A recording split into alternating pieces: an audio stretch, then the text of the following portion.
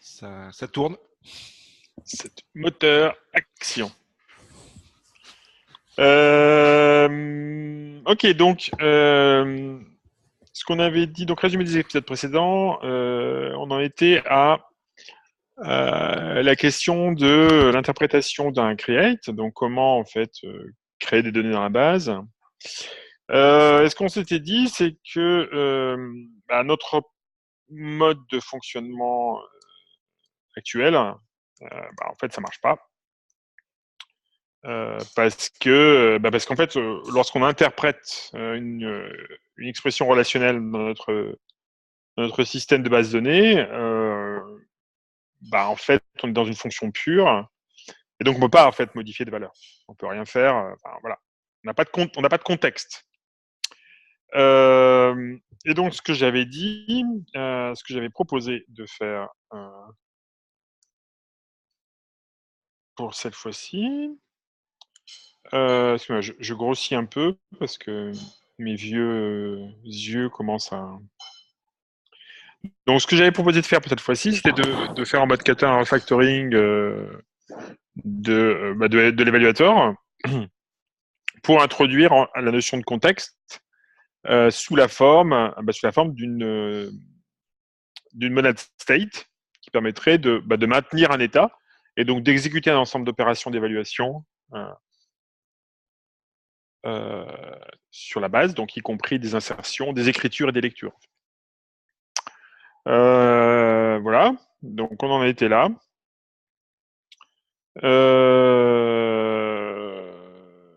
Et donc, ce que j'ai fait quelques minutes avant de préparer, c'est que j'ai commenté le test qui échouait. Et donc aujourd'hui, en fait, on a nos tests qui passent. Et en attendant de faire le refactoring qui permettra d'interpréter le create. Voilà, voilà. D'interpréter le create de manière plus, plus concrète. Alors, attends, je vais juste regarder, parce qu'en fait, si ça se trouve...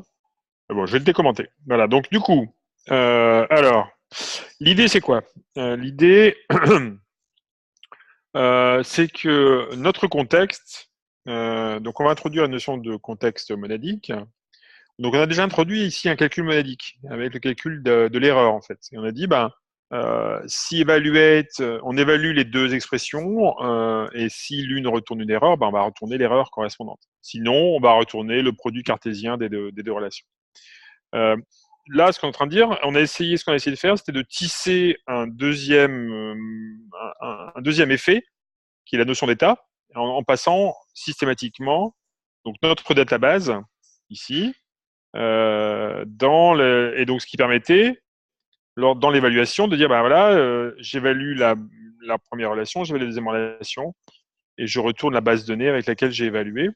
Et éventuellement, du coup, lorsque j'évalue la création d'une relation, je peux retourner une base de données qui a été modifiée par mon expression. Il se trouve que ça, en fait, là, ce qu'on est en train de faire, c'est un pattern assez connu qui est la notion de state monad. Donc, ce qu'on va faire, c'est qu'on va, comme d'habitude, on va enrichir notre type database. Et on va dire, maintenant, notre type database, qui était une simple map, en fait, on va dire, c'est plus une simple map. Donc, ça va être un type plus complexe. Ça va être un type qui va contenir, ça va être un type qui va prendre un paramètre qui va être la valeur de retour d'un calcul. Donc, ça va être un type qui va produire un calcul. Donc, techniquement, c'est ce qu'on appelle un foncteur. Et en fait, même plus précisément, ça va être une monade. Et donc, ce qu'on dit, c'est que on va avoir un état qui va toujours être la même structure, qui va être ma base de données. Donc, pour simplifier, on va, l'abstraire. Voilà. Donc, mon état, c'est la base de données, un mapping de table et de relations. Et puis, j'ai besoin d'un deuxième effet qui est le fait de produire des erreurs. Donc, je vais au-dessus de cet état empiler une deuxième monade qui va être ma monade d'évaluation d'erreur. Et donc là, on a plusieurs concepts qui qui arrivent. Donc on a le fait que on a la notion de type de données qui représente un calcul avec un contexte, une monade, et on a la notion de monade transformer.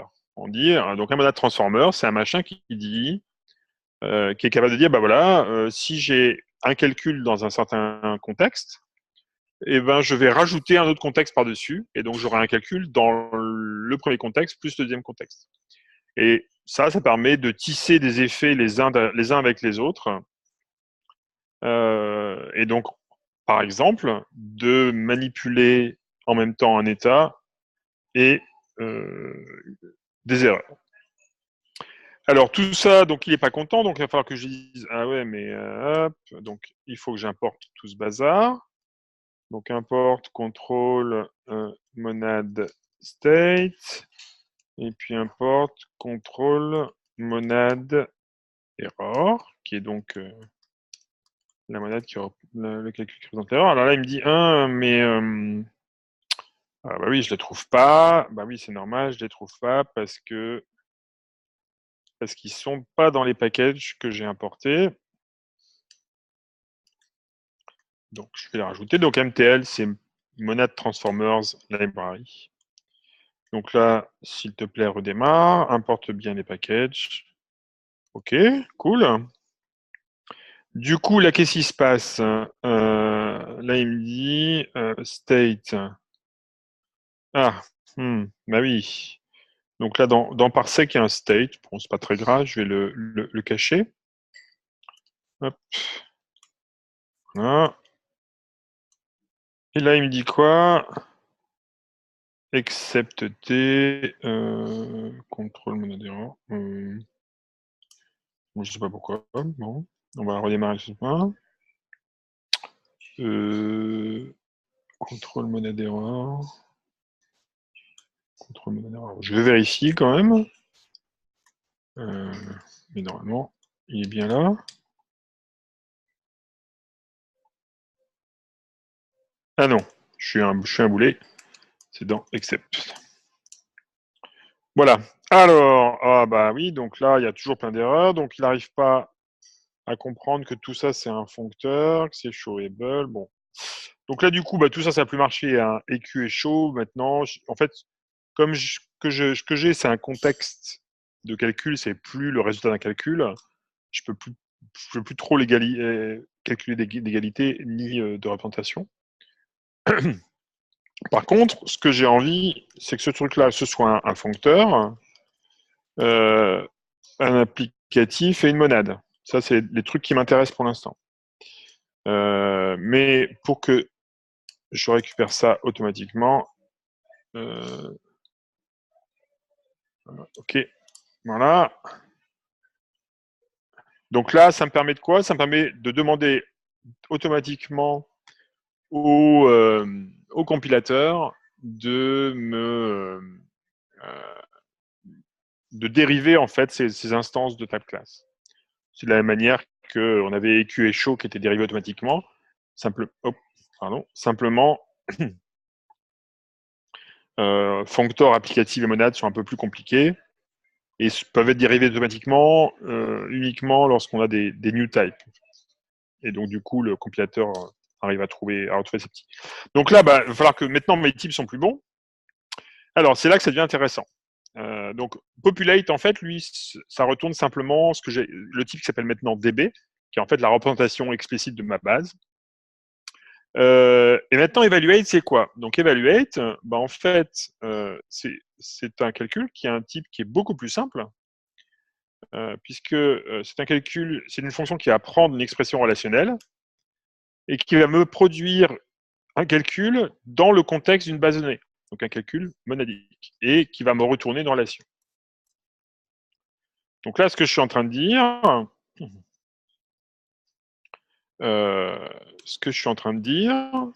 c'est que evaluate va prendre une expression relationnelle et va retourner un calcul dans le contexte database, calcul qui va produire une relation, qui est le résultat en fait du evaluate.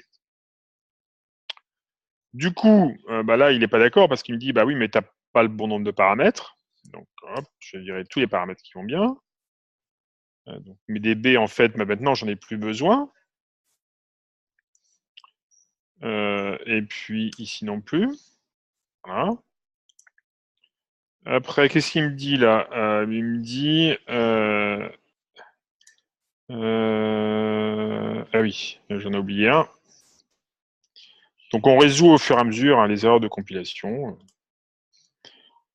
Alors là, il me dit quoi? Ouh là là, il y a du rouge partout. Donc là, il me dit... alors, bah oui, en fait, mes types de retour sont plus bons, puisque dans un cas, j'ai une database relation qui est une expression monadique, et dans l'autre cas, j'ai un either qui est juste une partie de mon calcul. Alors en fait, mon maybe ici, ben, il va toujours... Donc, en plus ici, j'ai tables qui ne trouvent pas. Et puis ici, j'ai un DB qui n'a plus rien à voir avec la choucroute, puisque c'est là où je passais, en fait, où je tissais la base de données. Donc, bon, on va déjà virer le DB, là, il n'a plus rien à faire. Donc là, ça, qu'est-ce que ça me dit? En fait, ce que je veux, c'est que lorsque je vais rechercher dans la représentation de ma base de données la relation, et si je la retrouve, bah, c'est ça que je vais retourner ici. C'est mon type relation ici que je retourne. Ça va être ce que je trouve. Et si je trouve pas, eh ben, il faut que je retourne une erreur. Alors, comment je retourne une erreur? Bah, en fait, lorsque je suis dans la monade except T, donc except, qui est, comme son indique, ou il le laisse à penser, la monade des erreurs, des exceptions, eh ben, je peux lancer une exception. Donc, là, ce que je dis, donc c'est soit je lance une exception, soit je retourne le résultat de mon lookup. Donc, ce qui me manque, c'est tables. Donc, tables, c'est quoi? Ben, tables, c'est ce qui se trouve c'est l'état en fait de ma base. Et comment je récupère l'état de ma base? Eh ben, j'utilise l'interface, l'API de state, et donc j'utilise get, tout bêtement. Donc get, en fait, si je regarde son type,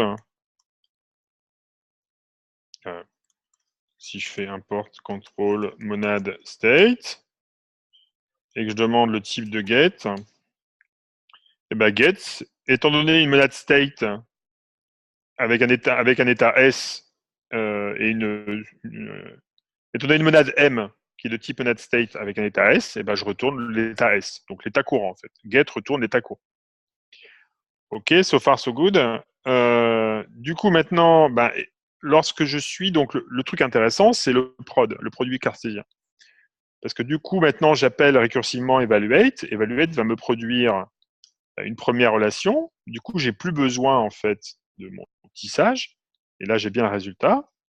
Pareil ici, bah, j'ai plus besoin de passer ma DB. Du coup, ce qu'on voit, c'est qu'en fait, c'est exactement la même syntaxe qu'avant. Donc, j'ai changé le type, j'ai adopté un type beaucoup plus riche, mais la syntaxe, elle n'a pas changé. Pourquoi? Parce qu'elle s'est évidemment adaptée à la situation et adaptée au fait que mes monades, s'empilant les unes sur les autres, la sémantique de la structure de la syntaxe de monade, elle va être adaptée à chaque fois, mais la syntaxe ne change pas. Ok, du coup maintenant, ben, ici, lorsque j'ai une relation, ben, je vais la retourner. De toute façon, proche, on ne l'a pas traité pour l'instant, c'est juste un fake. Et ben, maintenant, il me reste le create. Alors le create, il est intéressant parce que ce qu'il me dit, c'est que ben, maintenant, ce que je veux, c'est DB'. Je veux insérer en fait DB' dans ma base de données. D'accord? Du coup, eh ben, ce que je vais faire pour faire ça, c'est je vais faire un modify. Donc modify, c'est aussi, si on regarde son type, c'est une fonction qui prend, donc modify, c'est une fonction qui prend une fonction qui transforme un état et qui retourne rien. Ok? Du coup, ici, je vais dire, ben, je vais modifier, je vais faire ça en deux étapes. Je vais d'abord modifier mon état. Et donc, mon état, eh ben, il va prendre ma base de données et il va faire ça. Il va appliquer, en fait, il va insérer la nouvelle relation dans la base de données. Et puis, comme le problème, c'est que si je fais ça, hop, si je fais ça, qu'est-ce qui se passe? Ben, il me dit, ah oui, mais t'es gentil, mais modify, en fait, il retourne unit, alors que ce que je veux, c'est une relation. Donc, pour pouvoir garder uniformité de type de retour, ce que je vais faire, c'est que je vais retourner la relation que je viens d'insérer. Comme ça, tout se passe bien. Euh,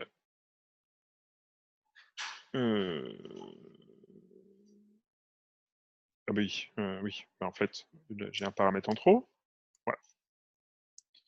Voilà. OK. Alors, qu'est-ce qu'il me reste comme erreur? Bah, donc, il me reste quelques petites erreurs. Donc, j'ai mon get ici, il me dit, ah oui, mais monad state, en fait, database n'est pas une monad state. Bah, qu'à cela ne tienne, je vais dire, bah, t'es gentil, mais hop. Donc là, ça va être une monad state. Cool. Et puis, bah, en fait, c'est pas une monade error non plus. Bon, allez, ok, c'est pas grave, on va la transformer en monade error. Hop. Donc là, et là, au miracle, ça compile. Donc ça, c'est cool, ce qui veut dire qu'en fait, en introduisant quelques ajustements sur mon type, j'ai pas changé fondamentalement la structure de mon système, mais du coup, maintenant, je gère à la fois l'état de la base et les erreurs. Donc ça, c'est plutôt sympa. Par contre, si je vais du côté de mes tests, alors là, là c'est la catastrophe. Parce qu'en fait, mes tests, bah évidemment, du coup, evaluate, là, qu'est-ce qu'il me dit? Oula, donc je comprends plus ce que tu me dis. Les types sont pas bons. Donc il me dit, bah, en fait, je m'attendais à avoir une expression qui retourne un leaser, mais tu me passes un truc. En fait, evaluate, c'est une fonction dans database relation, et donc bah, ça correspond plus à rien. Alors là, qu'est-ce que je peux faire? Ce que je peux faire, c'est me dire, ben, lorsque j'ai la fonction evaluate qui est ici, alors cette fonction est intéressante, mais en fait, la grosse idée, l'intuition en fait qu'il faut avoir au niveau des monades, c'est que une fois que j'ai un calcul qui est dans une monade, bah c'est très bien, il est dans une monade, mais en fait je peux plus rien, je peux rien en faire. En fait, j'ai pas le résultat. Il faut que je continue en fait, parce qu'à un moment donné, il faut que je continue à évaluer ce calcul pour pouvoir récupérer quelque chose depuis ce calcul. Typiquement, hein, si je dis par exemple x égale put strln string, donc IO étant la monade canonique, si je regarde le type de X, bah, le type de X, c'est IO quelque chose. Mais IO quelque chose, en fait, voilà, c'est rien du tout. Il faut que je l'évalue. Alors, il se trouve que la console de GHCI a sa fonction, c'est d'évaluer les expressions de type IO.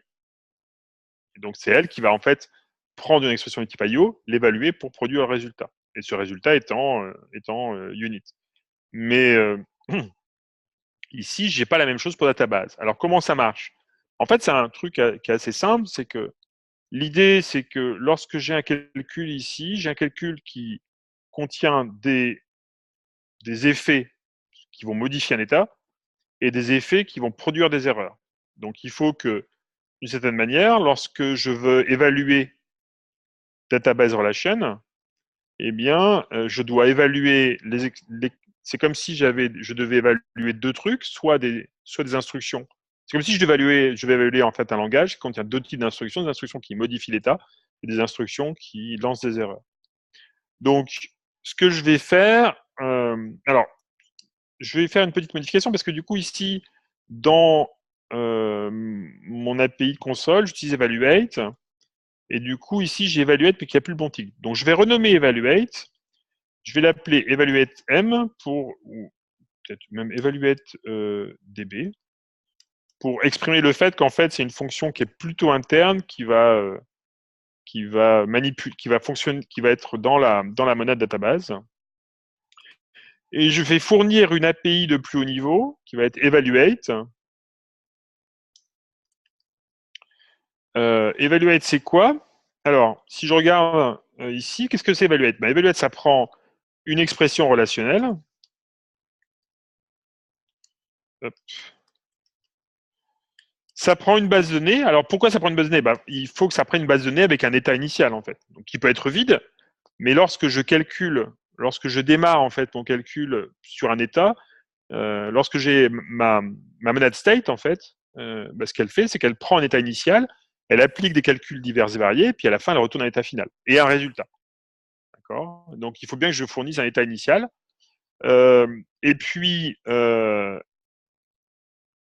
à partir d'une expression relationnelle et d'une base de données initiale, ce qu'elle va me fournir, c'est bah, le résultat qui est toujours le même, hein, soit une erreur, soit une relation, qui est le résultat de mon évaluation.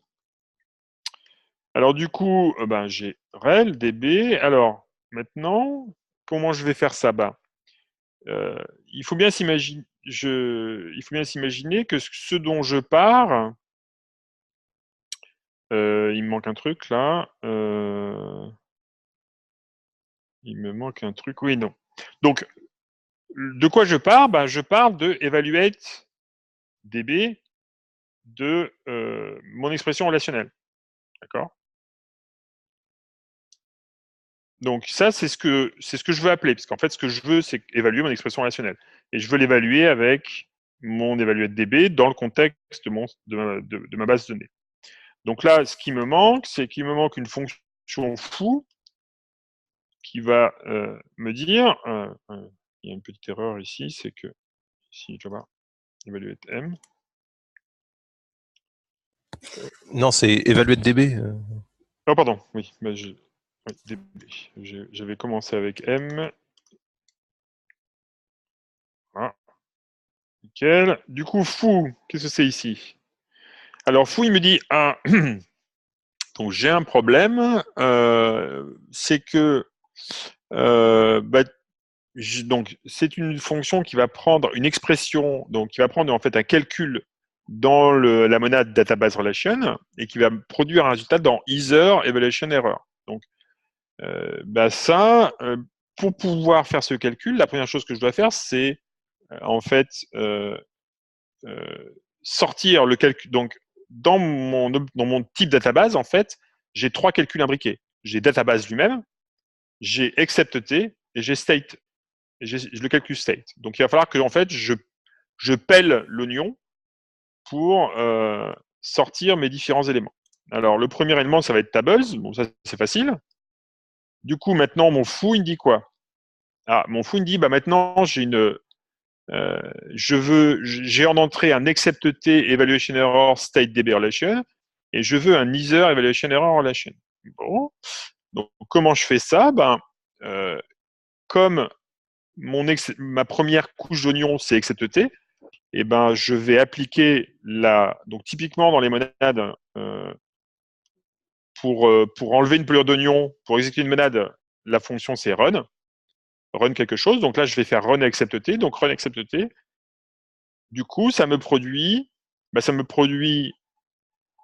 va en fait enlever la couche d'exception, éventuellement la gérer, et passer la main à la la couche qui est en dessous, qui est la couche d'état, qui me dit, maintenant j'ai une fonction, donc foo doit prendre en entrée un state avec une db et retourner un either evaluation error relation. Et donc, comment je vais produire state? Donc, ce que je peux regarder, ce que je peux regarder, c'est dans ma console. Je vais jeter un petit coup d'œil à ce que j'ai dans monad state, qui est la monade la plus compliquée dans notre histoire. Et donc là, bon, j'ai plein de fonctions. Ce qui serait cool, ce serait d'en avoir une qui me dise à partir de state quelque chose. Ah ben voilà, celle-là, c'est pas mal. Parce que j'ai eval state qui me dit, je prends un state quelque chose je prends l'état initial et je retourne le quelque chose à l'intérieur. Et la run state, elle fait quoi, elle? Et alors la run state, on peut regarder où est-ce qu'elle est.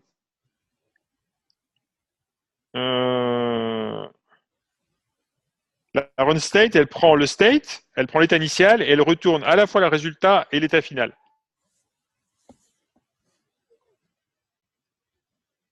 Et tu Non, as... l'initial et le final, tu veux dire? Oui, c'est ce que je viens de dire, non?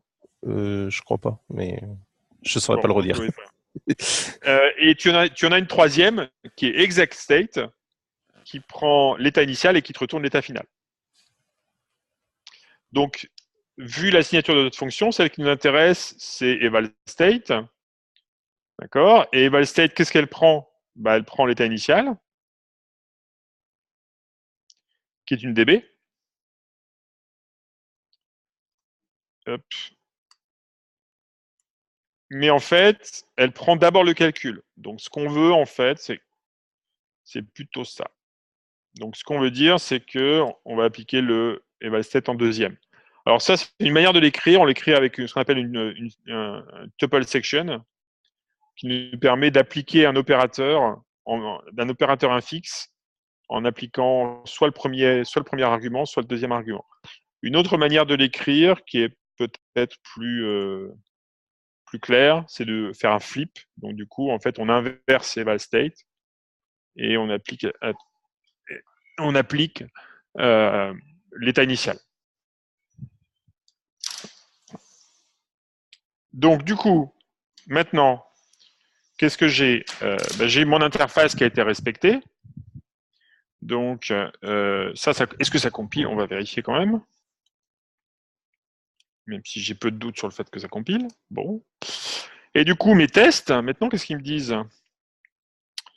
Alors, mes tests, ils me disent, ah oui, alors en fait, ouais, le problème, c'est on avait retouché, en fait, lors de l'évaluateur, puisqu'on on s'attendait à recevoir, à retourner une base. Bah, maintenant, en fait, on peut virer cette partie-là. Voilà. Revenir, en fait, à récupérer juste la valeur. Voilà.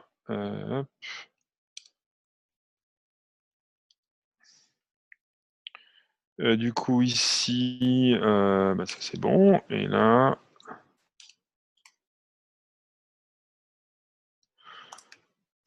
ce que ça donne, tous mes tests passent. Ok, donc là, ça vaut peut-être le coup de comité. Hop, hop.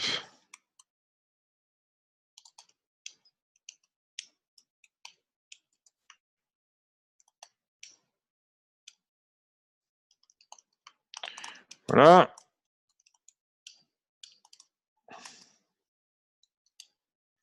Et du coup, maintenant, est-ce que je peux... Alors... Voilà, si je fais ça. Alors, evaluate, create, il me faut une DB initiale. Ouais, alors le create, qu'est-ce qu'il me demande? Couldn't match, gna gna gna. The function create is applied to 3 arguments. Alors, c'était quoi le problème? Create, en fait, create table name, relation. Relation, c'était quoi? Oui, en fait, create. On va être un petit peu optimiste. Ah, donc ça create, c'est bon. Du coup, là, non.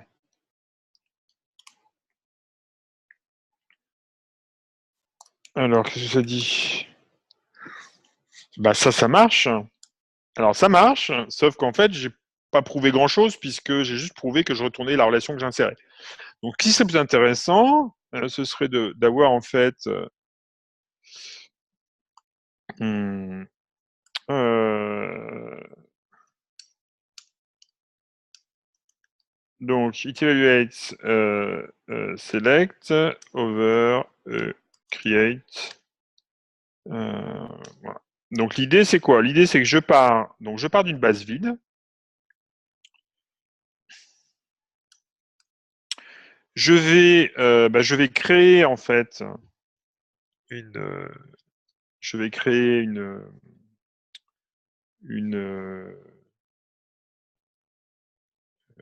opérateur relationnel. Donc, ça me dit quoi? Là, ce que je vais faire, c'est que je vais dire, donc, je vais évaluer le create, et puis je vais évaluer après le create. Donc, ici, en fait, je m'en fous du résultat. Et maintenant, ce que je vais faire, c'est que je vais évaluer un select, ou plutôt, non, je ne vais pas évaluer un select, je vais évaluer, comment qu'on l'appelait, si c'est select. Voilà, je vais évaluer, en fait, rel de fou. L'idée étant de démontrer ainsi que j'ai bien inséré ma relation dans ma base.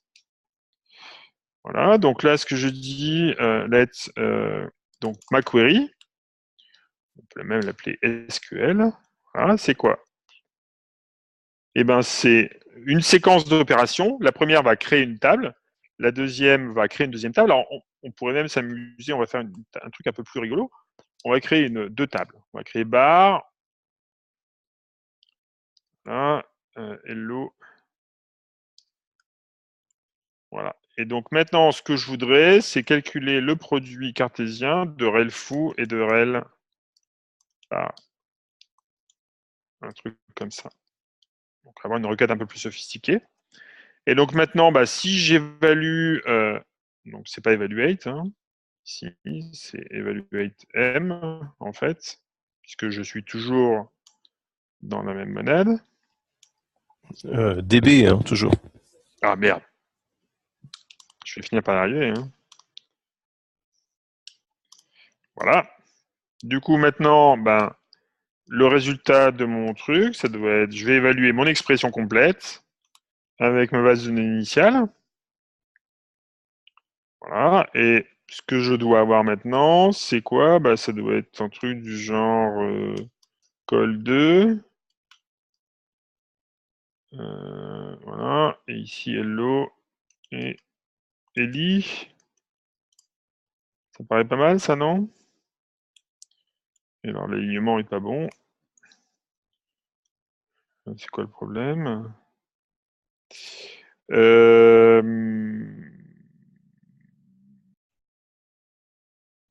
Alors là, le truc, c'est qu'effectivement, mon interface est un petit peu trop...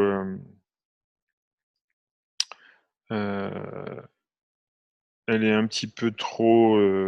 comment dirais-je un petit peu trop générale, en fait, le evaluate. Ce que je voudrais, c'est en fait, c'est un truc du genre plutôt run database. Voilà.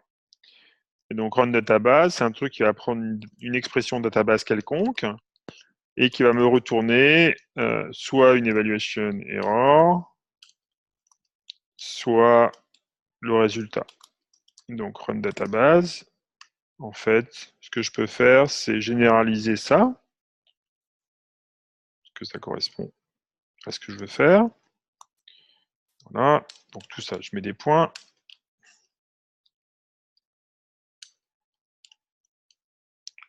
Ici, je mets run database.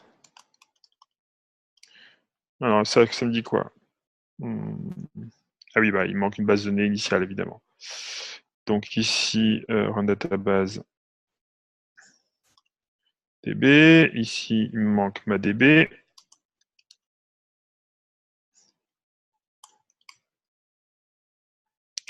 Voilà. Et du coup, maintenant, dans ma console spec, ce que je peux faire ici, c'est faire run database.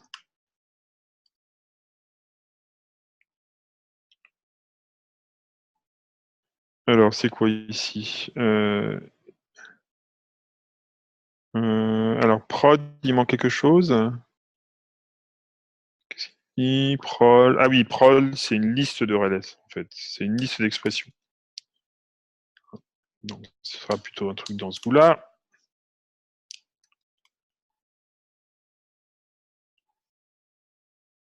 Ensuite,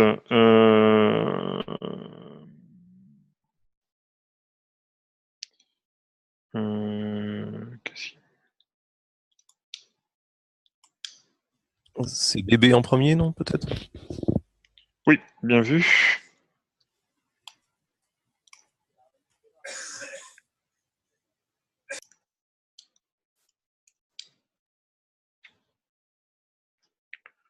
Voilà.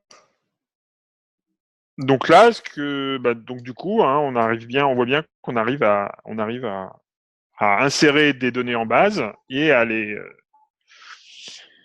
récupérer en utilisant nos requêtes. Ça, ça mérite peut-être un petit commit.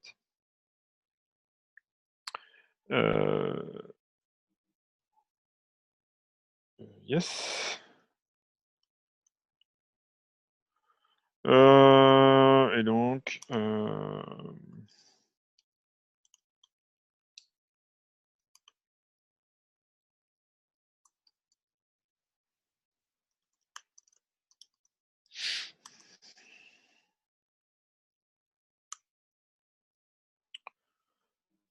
bah voilà.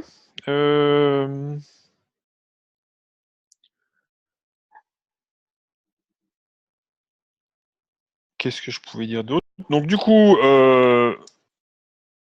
ce qu'on a, bah voilà. Enfin, moi j'ai à peu près fini ce dont je voulais parler. Donc le refactoring pour pouvoir en fait prendre en compte la modification de l'état et donc après être capable. Une fois qu'on a ça, en fait, on est capable d'interpréter des requêtes dans notre contexte et donc de manipuler notre contexte au fur et à mesure. Donc c'est une première étape. Et il resterait plus qu'à la lier en fait avec notre interpréteur, qui est notre console de top niveau.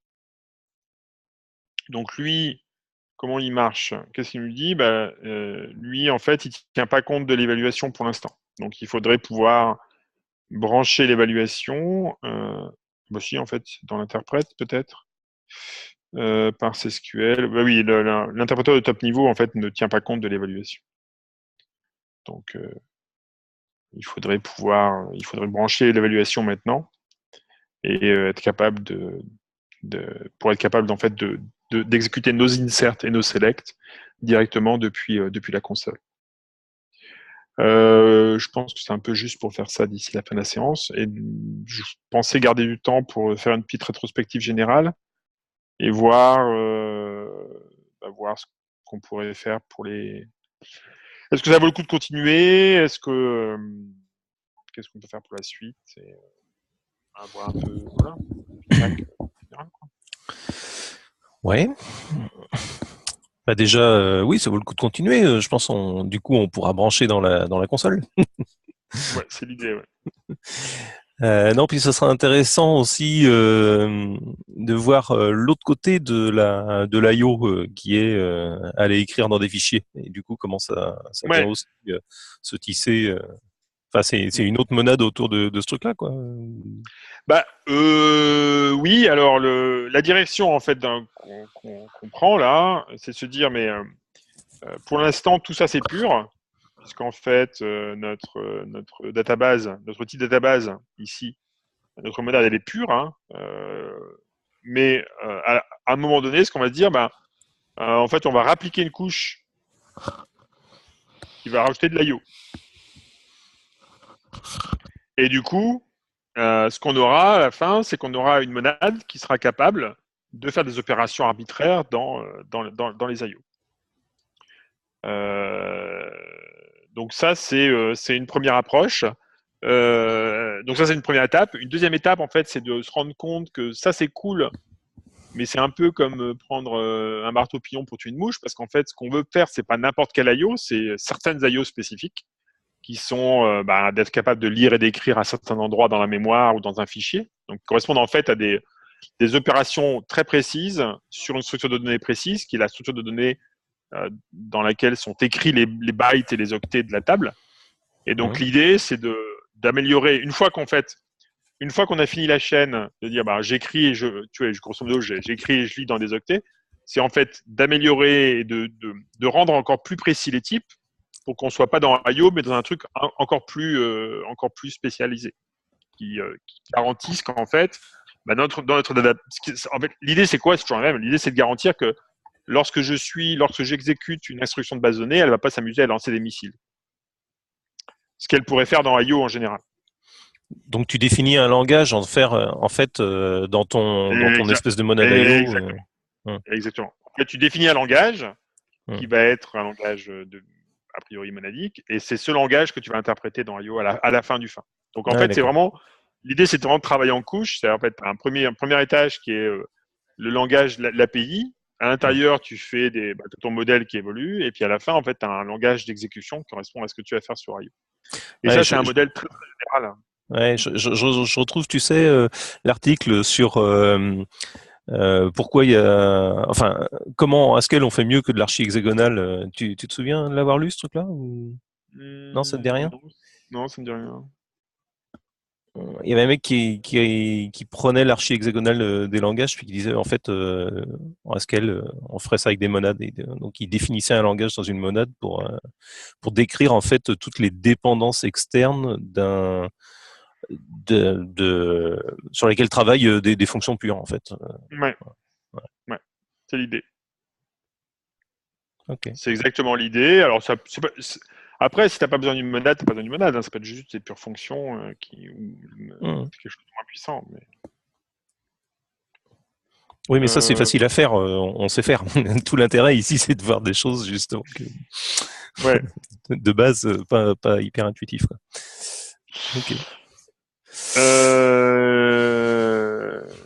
Qu'est-ce que je pouvais dire d'autre? Je sais pas. Après, si vous avez des questions, des remarques, des commentaires. Moi, je sais que moi, j'aimerais bien continuer, histoire d'aller un peu plus loin et puis de faire des émules. Hein. Ouais, moi, ça me plairait bien de continuer et puis de finir d'avoir la base de données.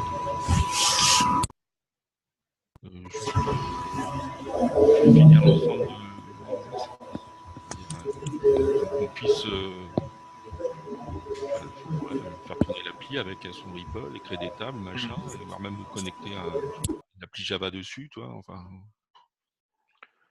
Est-ce que ça vous paraît assez rapide ou est-ce que ça vaut le coup d'aller plus vite? Parce qu'en fait, le problème, c'est que je sais jamais, parce que évidemment, en fait, c'est difficile à calibrer la vitesse, en fait. Alors moi, je vais parler pour moi, hein, parce que je sais pas pour les autres. Moi, ça va déjà largement assez vite. Il va falloir que je me repasse les vidéos, hein, parce que je dis ça depuis 6 semaines, mais c'est de plus en plus vrai. Hein. Là, tu vois, autant le résultat, je vois à peu près de quoi on parle, autant toute la transfo, là, complètement largué. J'avais un peu... Bon, j'ai loupé le début, donc c'est un peu con pour moi, tant pis, il faudra que je vois la vidéo. On t'entend pas bien, Bernard? Bon, allô? Ouais, ça l'arsène un peu, et puis t'es peut-être pas dans ton micro, en fait. Pourtant, il me semblait que si. Allô? C'est moyen. Ah, c'est moyen, ouais, peut-être. Attends, j'ai essayé de résoudre ce problème, alors je reviens. Du coup, moi, je trouve que le rythme est plutôt pas mal, même un peu rapide aussi. Enfin, il y a des choses que je vois à peu près tous les monades transformers, l'idée. Mais à le réécrire moi-même, je pense que j'y arriverai pas aussi simplement. C'est pour ça que je me disais que ça pouvait être intéressant de cette manière de finir là-dessus l'année en disant voilà, ça fait parce que ça peut valoir le coup. En fait, pour moi, je trouve que ça finit pas mal le truc. Parce que là, en fait, on a vraiment le cœur d'un moteur et après on va le faire évoluer encore, mais on a vraiment les principales briques. L'idée d'avoir ce contexte de calcul qui est représenté à la base. Évidemment, à la fin, on n'aura pas une base qui sera une map de table name relation. On aura plutôt un objet qui sera ici, je sais pas moi, un tableau de bytes, par exemple, ou même un handler sur un stream de bytes géré par IO, ce genre de choses, quoi. Ou même une structure plus complexe qui représentera un curseur sur un curseur sur un tableau de bytes. Enfin bon, bref, il y a plein de, il y a plein de, évidemment la richesse est infinie. Mais ce qui est intéressant, c'est que du coup là, petit à petit, ce que je voulais aussi montrer, je ne sais pas si je suis arrivé, mais c'est vraiment l'idée que c'est en renforçant et en faisant en sorte que les types deviennent de plus en plus précis, de plus en plus riches, que vraiment la richesse de Haskell, enfin que la valeur de Haskell devient la plus grande. Et en particulier en faisant en sorte que, mais par ailleurs, en se rendant compte que en faisant ça, en fait, c'est juste du refactoring, et au final, ça se fait relativement. Si vous regardez la vidéo, je pense qu'il y a assez peu de modifications en fait, au sens où évidemment, il faut savoir lesquels faire, mais de manière générale, la structure du code, elle bouge très très peu. Et ouais, bon, je sais pas si ça veut dire quelque chose, je sais pas si c'est très intéressant ce que je dis. J'ai pas de certitude à t'apporter, mais moi ça m'intéresse. Moi non plus. Bon, dommage, on en a perdu quelques-uns en cours de route, mais bon. Oui, c'est ballot.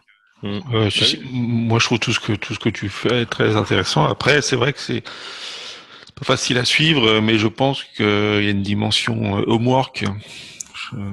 Ouais, alors c'est la question que je me pose en fait. C'est qu'on fait ça. C'est aussi après la réflexion que j'ai envie d'engager, elle est peut-être plus méta.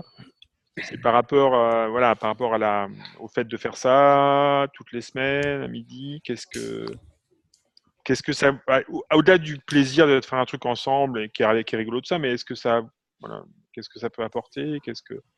J'ai l'impression qu'effectivement, en l'absence de temps pour le travailler, c'est peut-être compliqué. Je sais pas, en fait. Ça dépend de ce qu'on cherche. Hein. Là, juste en prenant ce qu'on fait le lundi midi, ça met les idées en place quand même sur les concepts, les démarches, etc.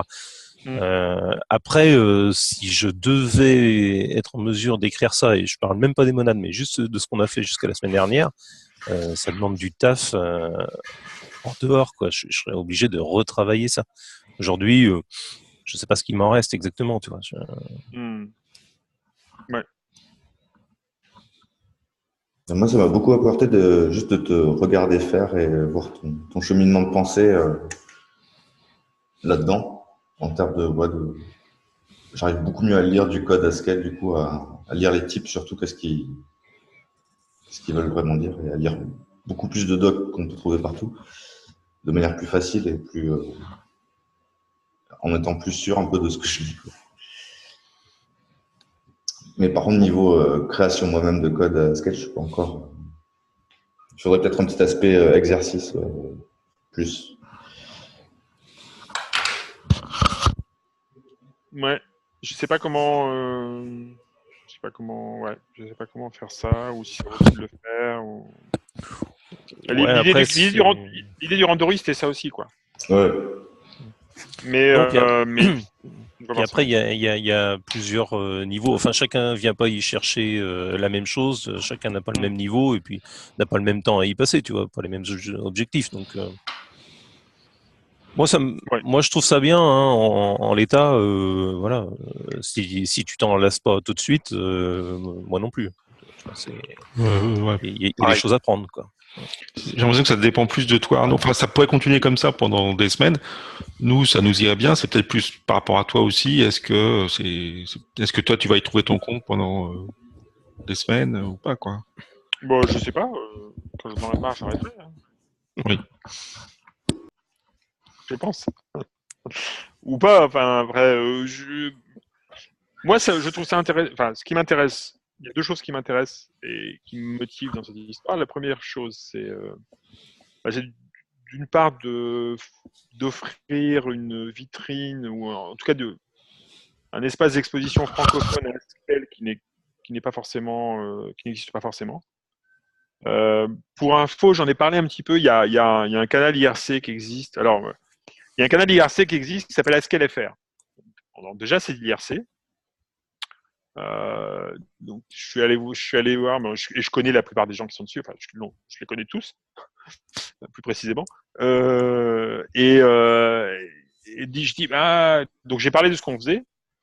Bon, alors évidemment, l'intérêt, l'écho que j'en ai reçu, c'est oui, c'est intéressant, mais comme la plupart des gens ne sont pas des débutants, la plupart des gens qui sont sur cette IRC ne sont pas du tout des débutants, voire même sont des gens, il y en a qui ont fait leur thèse avec du SQL, sur du SQL, ou des choses comme ça, donc pour lesquels ce qu'on fait là n'est pas forcément très intéressant.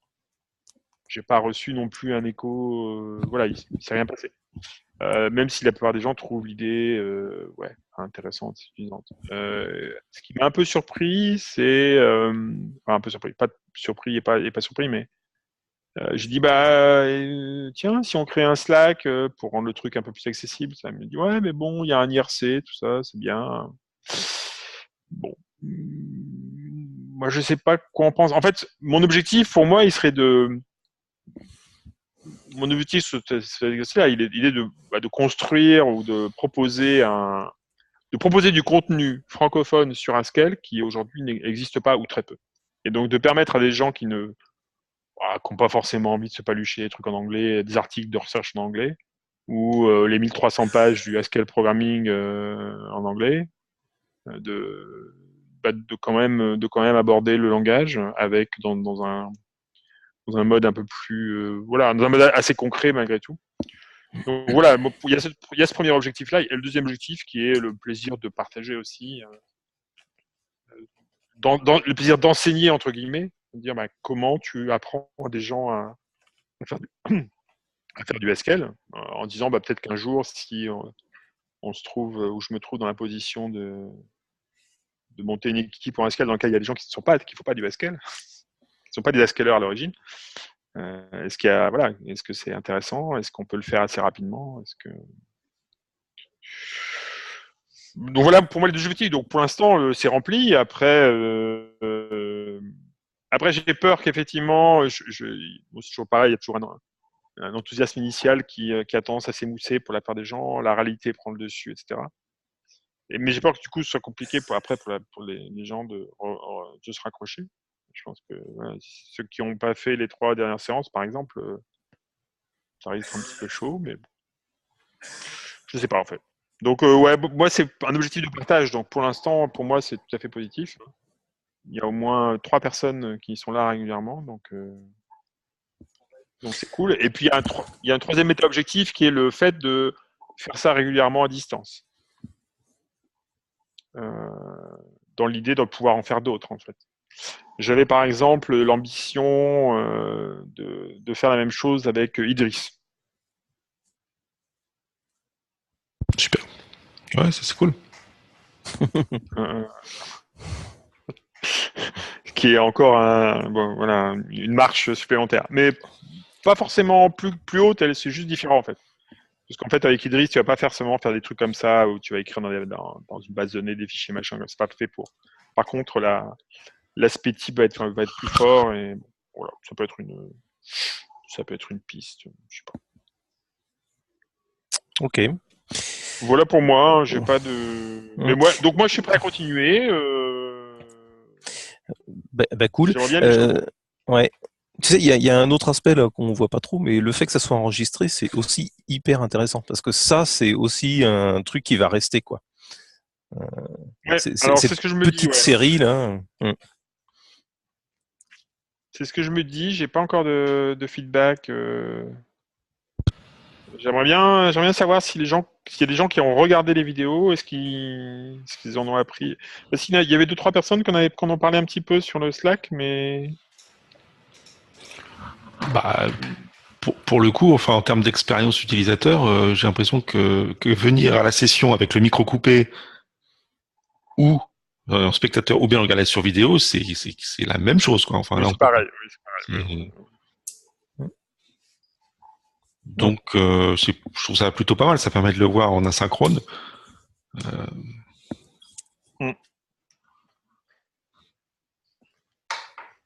Là, c'est vrai que, par exemple, typiquement, celle d'aujourd'hui, j'ai loupé le début, là, j'avais une contrainte de 12h30 à 13h.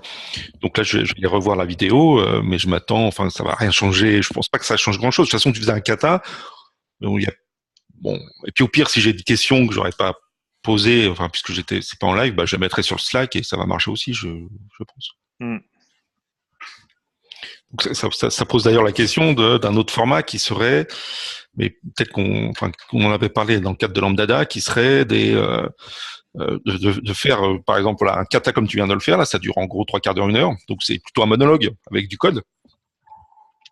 Le publier avant et en fait venir à la session en mode tout le monde a déjà vu la vidéo et ensuite soit on a les questions, soit on refait le même kata en fait, peut-être même on peut dire voilà, on a vu le kata fait par l'expert et on refait exactement la même chose ou quasiment en mode renderie. Ça marche, je trouve ça rigolo moi. On en avait fait une fois au début. On a fait une fois, une ou deux fois. Une des premières séances. Oui, c'est vrai. Et effectivement, ça n'avait pas été si évident que ça. Pour dire les choses poliment.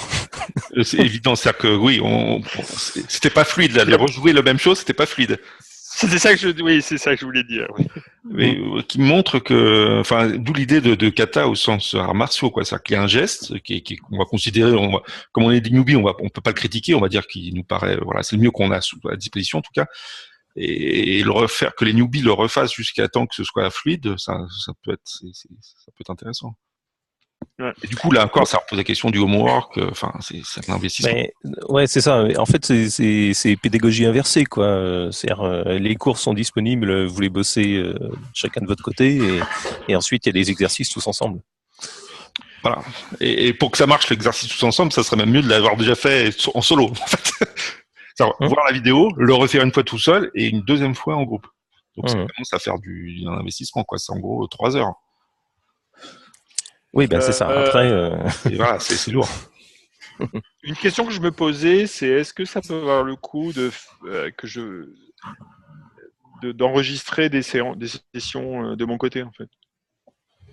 Parce que je crois que une autre possibilité, c'est de faire, enfin, de dérouler tout et de faire des sessions, des morceaux de 3/4 d'heure, enfin une demi-heure, 3/4 d'heure, 45 minutes, quoi.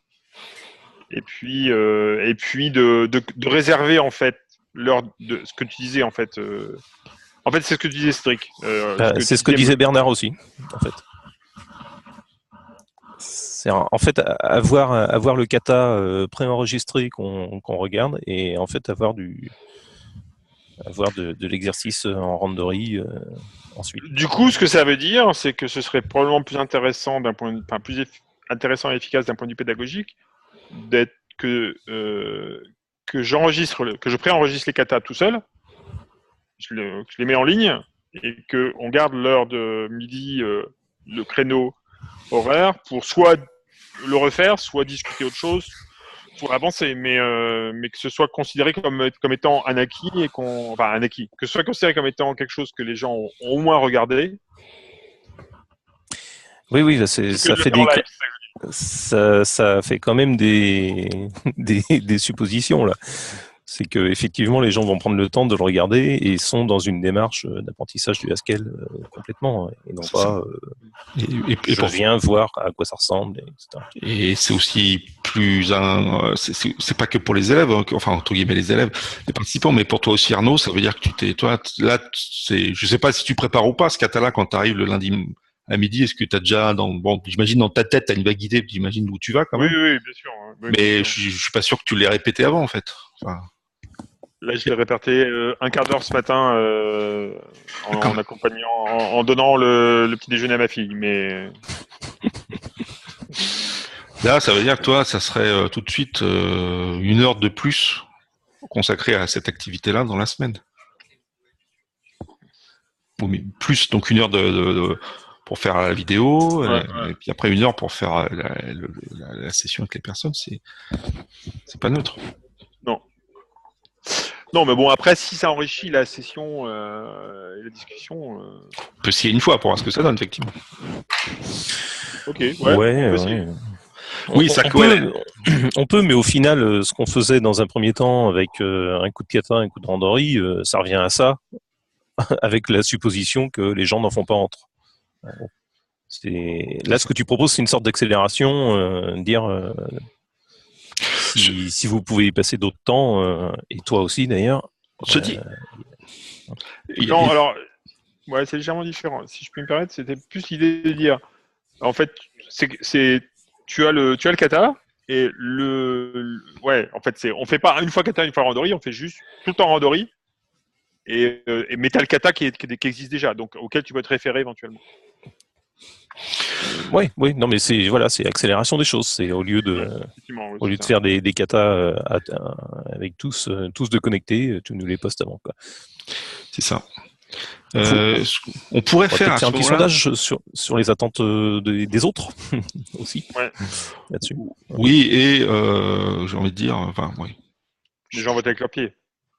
C'est ça. Enfin, ça me surprend toujours. Ouais, le concept de, on va les gens présents et motivés modifier leur plan par rapport à des gens qui sont pas présents et donc potentiellement moins motivés, ça m'a toujours un peu. Mais tu vois, bon, enfin, tu vois, si les gens sont pas, enfin, nous, moi, en tout cas, je suis pas dans une démarche de commerciale de faire des efforts pour faire que les gens se mettent à Haskell, quoi. S'ils ont pas envie.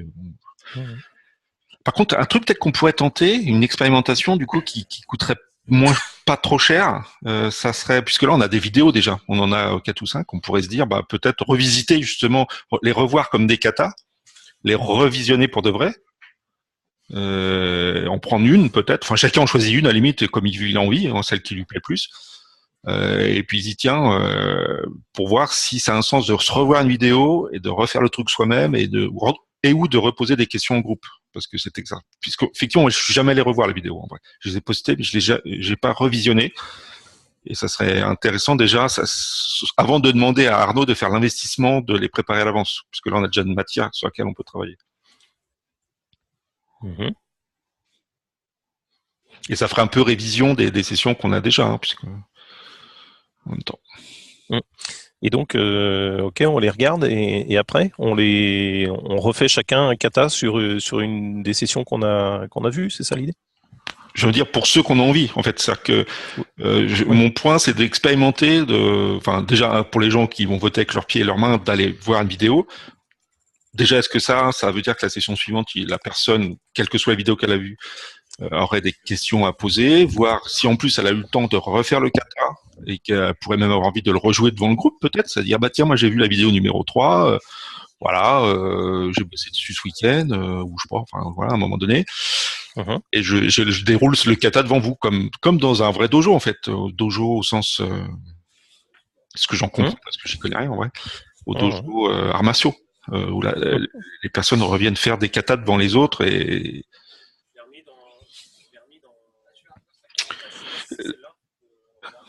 l'intention, là, c'était d'éviter à Arnaud de préparer un truc à l'avance, puisqu'en fait, on a déjà des vidéos prêtes sur lesquelles on peut voir si ce process-là produit quelque chose d'intéressant ou pas. Voilà.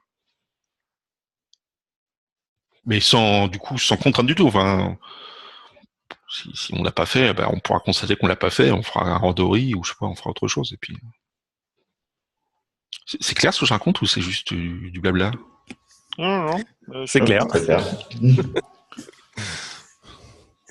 Non, c'est clair. Après, je sais pas quoi en penser. En fait, moi, je suis arrivé sur le truc là, absolument sans a priori sur ce que je venais y chercher et ce que j'allais y faire.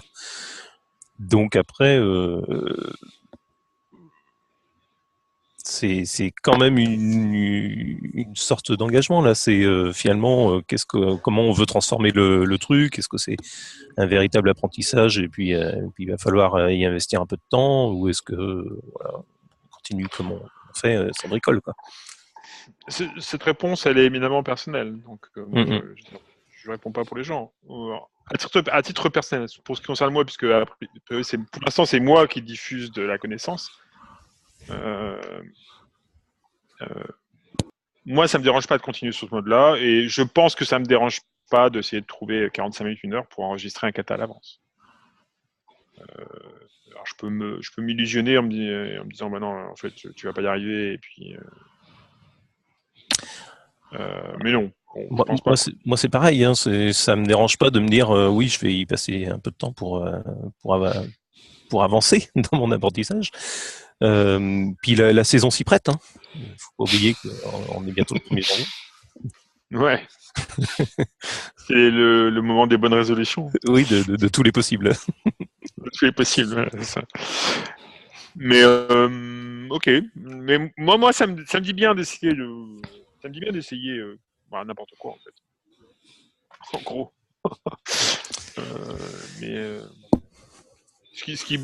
ma motivation, c'est de partager ce truc-là. Donc voilà, si quelqu'un a une idée vraiment précise de ce qu'il veut et on peut l'essayer. Sinon, moi, je suis prêt à enregistrer à l'avance. Je pense que la proposition de Bernard, elle est pertinente. Ça peut valoir le coup. On peut la diffuser.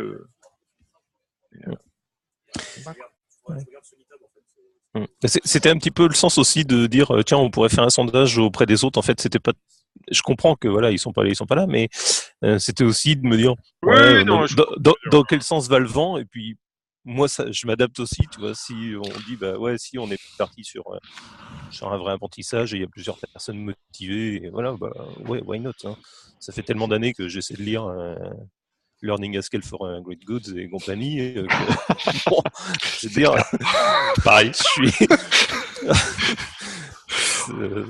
Il reste des zones d'ombre quand même. Pourquoi pas finir par apprendre un petit peu quand même. Et je crois qu'il n'y a qu'un seul moyen d'apprendre. Hein. Ouais, c'est ça. C'est ça. On le connaît tous. Ouais, c'est toujours le même. Hein. C'est toujours le même. À titre perso, je ne serais pas contre d'accélérer un peu et de passer en mode vraiment apprentissage. Enfin, moi, c'est ce que j'y recherche vraiment personnellement, c'est que j'aimerais bien devenir compétent à Haskell et pourquoi pas bosser avec. Par rapport à ce qu'on fait là, qu'est-ce qui te manque, Julien ? Rien, je pense. Je trouve ça très bien, mais peut-être plus de pratique de ma part. Après, c'est peut-être plus à moi de bosser à côté, de me mettre en mode je vais bosser et préparer des choses. Peut-être si on fait ce que proposait Bernard, ça pourrait être un moyen de me motiver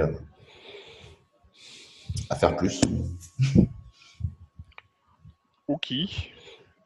Du coup, là, on est le 18 décembre. Je pense que tout le monde aura quelque chose d'autre à faire dans les 2 prochains lundis. C'est ça. Est-ce qu'on garde le lundi, d'ailleurs, c'est en passant pour les présents, ça va ou... Moi, ça va parfaitement, moi. Moi, le midi, c'est n'importe quel midi me va, mais lundi, c'est comme vous voulez. Moi, le lundi midi me va tout particulièrement bien. D'accord. Il colle bien avec mon lundi matin, donc. Cédric, Ouais, pendant un temps, je me disais que le vendredi, ça serait mieux, mais bon, si c'est que pour moi, pour l'instant, c'est bien comme ça. Voilà. Ça booste les neurones pour la semaine, là, c'est cool. C'est vrai que le vendredi, ouais, j'aurais d'expérience. Le vendredi, à partir de midi et l'après-midi, c'est plus dur. C'est plus dur. Bon, ok. Par contre, écoutez, je me pose la question du soir. Enfin, c'est vrai que là, on est. Moi, ça me va très bien, mais pour les autres personnes qui sont pas en télétravail, remarque Julien et je suis pas en télétravail, ouais, voilà. Ouais, moi non plus. Mais après, ça dépend. Au boulot, là. Hein ? T'es au boulot là, enfin t'es chez toi. Ouais, je suis dans une salle de réunion au boulot. Ouais, mais t'es au boulot.